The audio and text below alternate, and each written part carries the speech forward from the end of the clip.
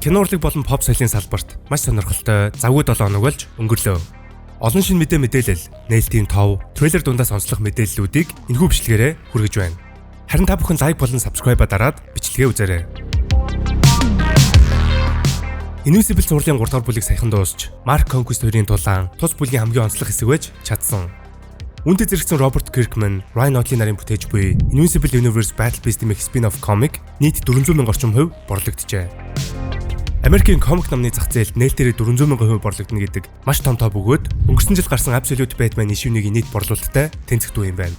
Нэг ишүү $399 зарагддаг гэхээр нийт $1,596,000 гэсэн үг. Энэ тоо мэдээж комик үргэлжлэлийн хэрээр хэд дахин нэмэгдэх нь ойлгомжтой. Үүнд мэдээж Amazon дээр гарч буй цуврал хамгийн том нөлөөг үзүүлж энэхүү ертөнцийг дэлхийд дахин илүү их таниулан цар хүрээгээ тэлсээр байна. Комик ном анимашн гээд амжилт нь улам томорсоор байгаа энэ цаг үед Robert Kirkman live action, видео тоглоом гэх мэт салбар руу орохыг үгүйсэхгүй.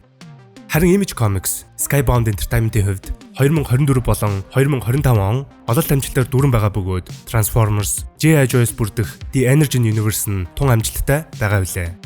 G.I. Joe-ийн хувьд Hasbro-гийн бүх цаг үеийн хамгийн их борлуулалттай комик болж чадсан юм.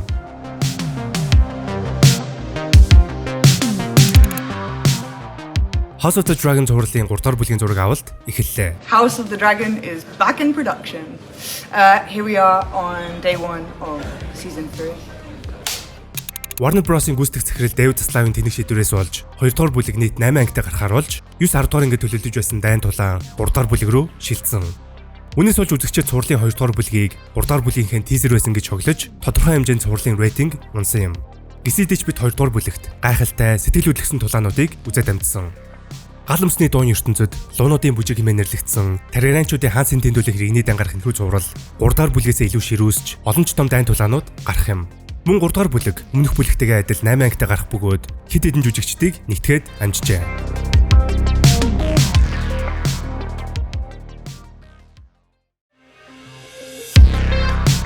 Өнгөрсөн 7 хоногийн хамгийн том онцлог үйл явдал бол мэдээж CinemaCon 2025 арга хэмжээ.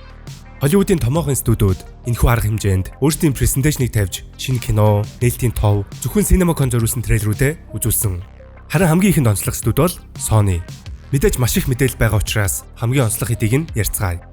Алдарт 28 өдрийн дараа болон 28 7 хоногийн дараагийн анги 28 жилийн дараа энэ онд нээлттэй эхэллээ.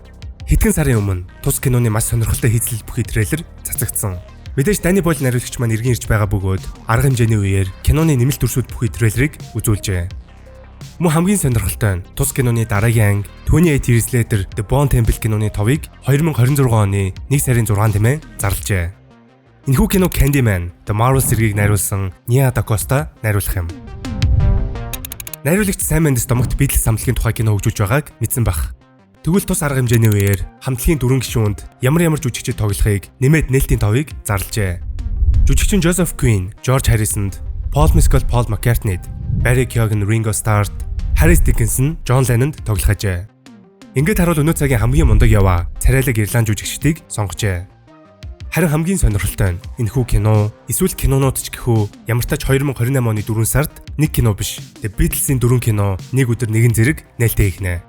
Өөрөөр бол зүгээр л нэг домогт хамтлагийн намтарчилсан кино бус хамтлагийн 4 гишүүний өнцгөөс бүхнийг харуулсан тус тусын кино гэсэн үг. Энэ агуу хамтлагийн өсөр том түүхийг нэг кинонд багтаах боломжгүй. Телевизийн зураг байхад тохиромжгүй гэж Sam Mendes үзсэн учраас гишүүн тус бүрийн киног зэрэг нээхээр болсон юм. Ямар ч тач бид 2028 оны 4 сард The Beatles хамтлагийн тухай түүхэнд байгаагүй cinematic event ингэрч болох нэ. Харин Монгол яахыг чөтгөр бүмэд. Sony Pictures гэхэр мэдээж хамгийн түрүүнд Spider-Man толгойд буудаг. Маш олон удаа хойшоолж, сүүлдээ бүр хизээ нээлттэй хийх нь тодорхойгүй болоод байсан Beyond the Spider-Verse-ийн нээлтийн товыг эцэст нэг юм дахин зарлалаа. 2027 оны 6 сарын 4-нд нээлттэй хийхээр болжээ. Энэхүү бүтээлийн нээлт яагаад ингэж олон удаа хойшиж байгааг тайлбарлахын тулд уран бүтээлчд болон студийн талаар маш том асуудлыг хөндөх бараг тусдаа бүтэмжлэг болохоор урт юм болно. Тиймээс энэ удаад дурдлагүй өнгөрөөе. Харин нээлтийн товоос гадна киноны first look зургуудыг танилцуулсан ба мэдээж ямар галзуу солиотой харагдаж байгааг надаар хэлүүлдэггүй мэдээж байгаах. Тэр дундаа энэ Miles Morales-ийн Prowler-ыг харчихал та. За тэгээд ямар тач 28, 29 биш 27 онд нээлттэй ихээр болсонд нь баярлцгаая да. Тэгвэл тус арга хэмжээгээр өөр нэгэн Spider-Man-ыг танилцуулсан нь мэдээж Spider-Man 4. Shang-Chi-гийн найруулагч Destin Daniel Cretton найруулж, Tom Holland гол дүр тоглох энэхүү киноны аль бие усны нэр болон логог танилцуулсан юм. Энэ бол 2026 оны 7 сарын 31-нд нээлттэй хийх Spider-Man Brand New Day. Харин Tom Holland арга хэмжээнд зориулж илгээсэн бичлэгтээ энэхүү киног цоошин эхлэл байх болно хэмээн тайлбарлажээ. Оюутны амьдралд хүл тайван, мөнгөгүй, хажууд нь түшхэнгүй Peter Parker хэрхэн шинэ амьдралаа эхлүүлэхийг бид Brand New Day-с үзэх юм. Мөн энэхүү киног ижил нэртэй комикоос санаа авсан байж магадгүй гэж үзэж байгаа бөгөөд Civil War болон One More Day storyline-ы дараах Peter-ийн шинэ амьдралыг тус комиктээр харуулдаг. Харин логоны хувьд өмнөх 3 киноноос ялгаатай байгаа нь цоошин трилогийн эхлэлүү гэдэг асуултыг фэнуудад үлдээсэн юм.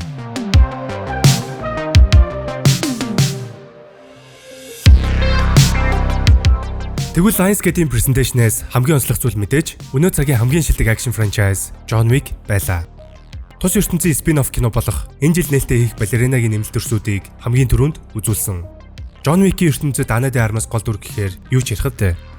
Харин хамгийн хачирхалтай нь 4-р ангиараа үнэхээр төгс дуусгасан үндсэн John Wick маань 5-р ангиар эргэн ирэх нэ. Мэдээж гол шалтгаан нь мөнгө бахал та. Яг яагаад гэд гайхаж байгаа бид нар нээлттэй хийхэд нь бас л үзэх байх. Ямар ч тач John Wick маань 4-р ангийн төгсгөлөөс яаж ам гарсан ч вэ? Шинэ анги дээр өмнөх ангиудаас илүү галзуу акшн эсгүүттэй байвал тэгэл болчихж байгаа юм. Харин та нар юу гэж бодож байна? Дор сэтгэлээ үлдээгээрэй. Мөн эдгээрээс гадна John Wick-ийн prequel буюу үндсэн киноноос өмнөх амьдралыг харуулах анимашн киног зарлажээ. Энэхүү анимашн R-rated байх бөгөөд Kubo and the Two Strings-ийн зохиолыг хамтран бичсэн Shannon Tindall найруулах юм. Уг нь бол John Wick 5 гэж байхаар иймэрхүү spin-off туршиж үзэх нь зүгээр санагдаад байгаа юм л та. Ямар ч тач энэхүү бүтээлээр John Wick их нэртэй болохоос өмнөх алуурчны амьдрал болон хэрхэн Baba Yaga гэх нэрийг авсан талаар үзэх нэ. Бас тэр харандааны түүх гарах чинь билүү? Хэн мэдлээ? I once saw him kill 3 men in a bar with a pencil. With a fucking pencil. Тэгвэл John Wick 4-ийн хамгийн гой зүйлийн нэг бол Donnie Yen-ийн бүтээсэн туслах дүр хараагүй алуурчин Kane байсан. John Kane. Тэгвэл John Wick-ийн ертөнцид Kane-ийн түүхийг өгүүлэх спин-офф кино гарах нэ. Энэхүү кинод мэдээж Donnie Yen маань гол дүр тоглож, бүр өөрөө найруулахаар болжээ. Өөр дэлгэрэнгүй мэдээлэл байхгүй ч үндсэн John Wick-ээс ялгаатай нь гол дүр нь хараагүй учраас илүү сонирхолтой, шинэлэг акшн байх нь гарцаагүй. Харин та нарын хувьд алийг нь хамгийн хүлээж байгаагаа дор сэтгэлээр үлдээгээрэй. Lionsgate-с өөр онцлог төслүүд гэвэл Luca Guadagninoгийн найруулах American Psycho-гийн ремейк Now You See Me, Now You Don't буюу Now You See Me-гийн 3-р анги байлаа.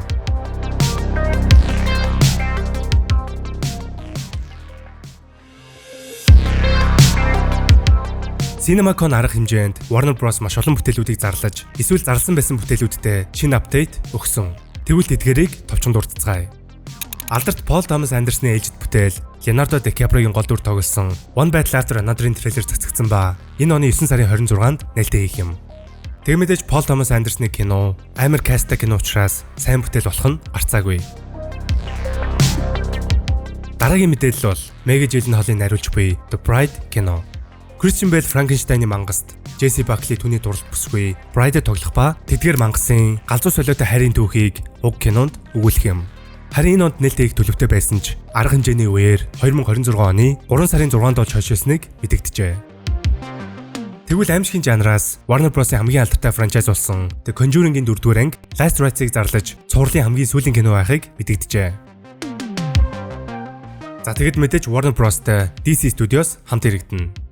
James Gunn-ийн удирдлага дор шинээр эхэлж буй DC студийн нэгэн сонирхолтой төсөл бол Dynamic Duo гэх анимашн. Энэ бол мэдээж Dick Grayson болон Jason Todd-ийн Robin болж буй ихэнх үеийг харуулах түүх. Одоогоор 2028 онд гарах төлөвтэй байгаа бөгөөд stop motion, CGI хослолсон хийцэлтэй гэж тайлбарлажээ. Мөн арга хэмжээндээр ирсэн үзэгчдэд киноны first look-ыг үзүүлсэн бөгөөд үзсэн хүмүүсийн сэтгэл яг л анх удаа Spider-Verse үзсэн юм шиг маш шинэлэг, сонирхолтой зурагтай байсан гэж тайлбарсан юм. Тэгвэл DC студийн энэ жил нээлттэй хийх эхний бүрийн хэмжээний кино бол хувьдаа хамгийн хүлээлттэй байгаа Superman. Superman-ийн презентацийн үеэр найруулагч James Gunn болон жүжигчдийн бүрэлдэхүүн тайзан дээр гарч киноны талаар ярилцсан юм. Гэвч арга хэмжээнд ирсэн үзэгчид яриа маш удаан байсан гэж гомдолжээ. Харин тэрхүү урт удаан ярианы араас саяхан цацагдсан Superman sneak peek бичлэг гарсан юм. За тэгээд өөр ч онцгой юмгүй дээ.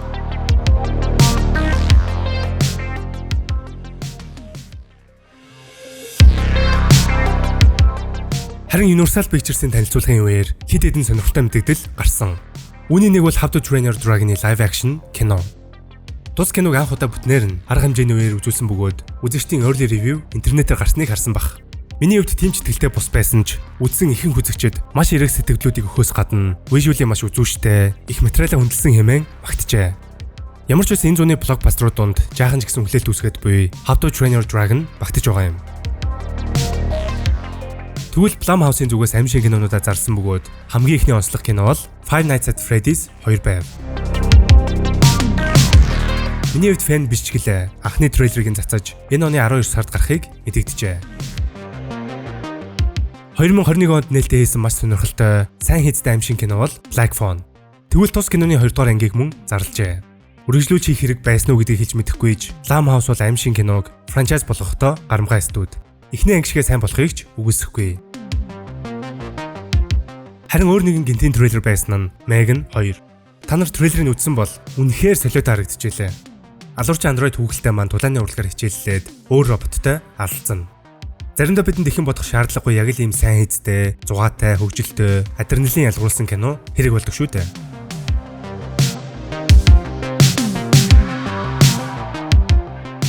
Харин дараагийн студ бол Paramount. Хэд хэдэн сонирхолтой мэдээллүүд байснаас хамгийн түрүүнд онцлох нь Стивен Кингийн зохиолоос сэтгүүлж, Glenn Powell гол дүрдэн тоглож, хамгийн хайртай найруулагч Edgar Wright маань найруулж буй The Running Man-ийн трейлер.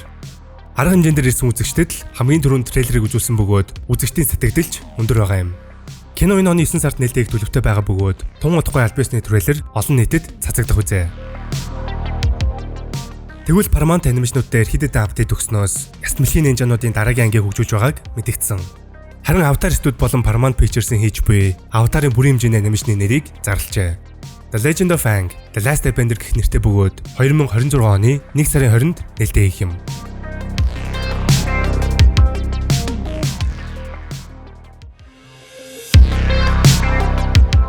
Харин хамгийн сүүлд том ах Disney презентацнээ танилцуулсан. Тэдний хувьд харж байгаачлан энэ онд нээлттэй их бүтээлүүдэд танилцуулсан.